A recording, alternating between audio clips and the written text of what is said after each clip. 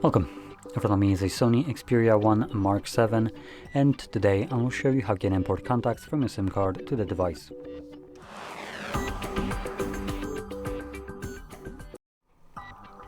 So to get started, you'll want to open up your standalone contacts application, like this one right over here.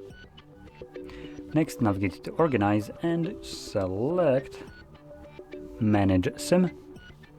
This will show you all the contacts that are located on your SIM card, and also by default it will try to import your contacts to your Google account if there is one signed in. If there isn't, it's going to default to the only option that is left, which is the device, and it won't actually show this option at all.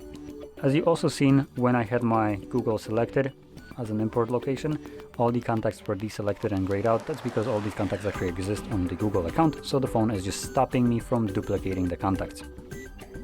Now, from here, we can deselect also contacts that we don't want and click on import.